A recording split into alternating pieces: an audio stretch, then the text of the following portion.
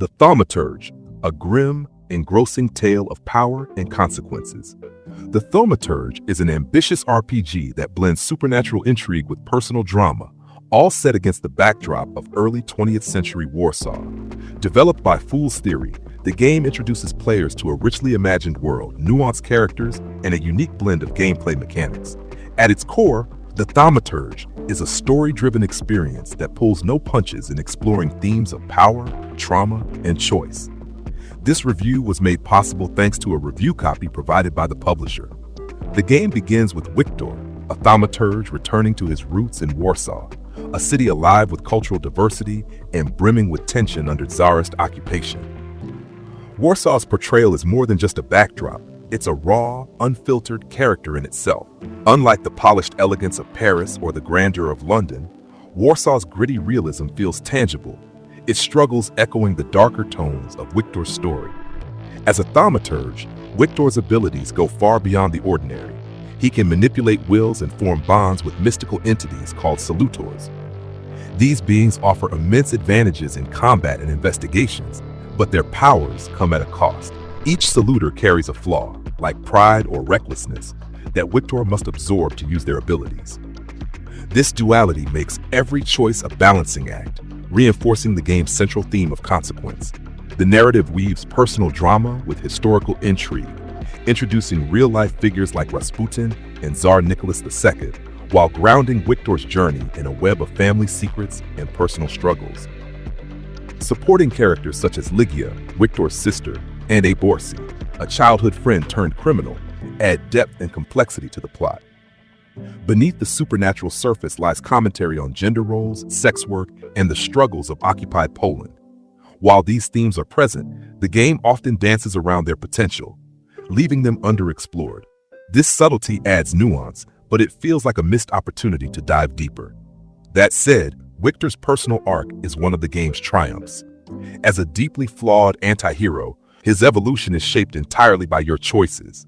Will he confront his trauma or let it consume him? The decision is yours, and it makes him one of the most compelling protagonists in recent RPGs. When it comes to gameplay, the Thaumaturge takes bold steps to stand out. The combat system is turn-based and grid-based, where timing and strategy are everything. Actions have varying casting times, with faster moves executing sooner and stronger abilities requiring more preparation. At the heart of the system is focus, a stamina-like mechanic that applies to both you and your enemies.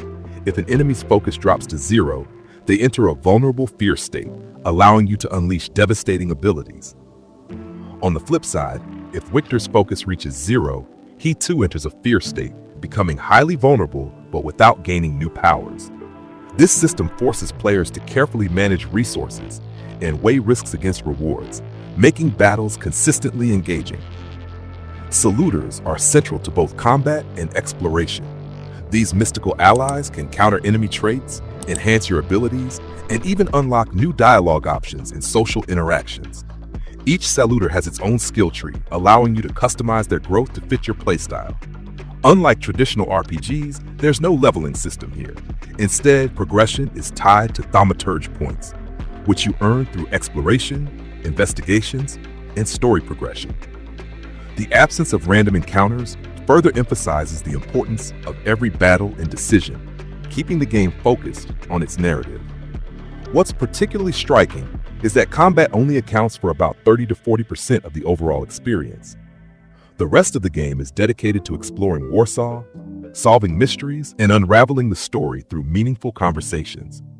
It's a unique blend of detective work, visual novel storytelling, and RPG mechanics that feels refreshingly innovative. The game's presentation is equally impressive. The soundtrack, with its eerie, folk-inspired tones, perfectly sets the mood, avoiding the generic orchestral scores we've come to expect from many Western games. The voice acting is strong, with authentic-sounding accents and Polish phrases adding to the immersion. While some modern slang occasionally feels out of place, the writing overall is sharp and engaging. Visually, the Thaumaturge is stunning. The attention to detail in the environments, from muddy streets to overgrown vegetation, is captivating, bringing Warsaw to life in all its grim beauty. Character models are generally well-crafted, though some animations occasionally stray into the uncanny valley. Despite these minor hiccups, the aesthetic remains one of the game's highlights. In the end, the Thaumaturge delivers an experience that defies traditional RPG expectations. Its gripping narrative, innovative mechanics, and richly detailed world come together to create something truly special. While its socio-political themes could have been explored more boldly, the game's strengths far outweigh its weaknesses. With a campaign lasting 15 to 20 hours and a completionist run stretching to 30 to 40 hours, the Thaumaturge offers incredible value at around $30 on console and slightly less on PC. For fans of narrative-driven games, turn-based combat, and mature storytelling, this is an absolute must-play. If this review has sparked your interest, make sure to check out our Rushdown Radio YouTube channel for more reviews, deep dives, and discussions on gaming. Don't forget to like, comment, and subscribe. We'd love to hear your thoughts on the Thaumaturge and other hidden gems. And as always, may your adventures in life be filled with epic quests and legendary victories.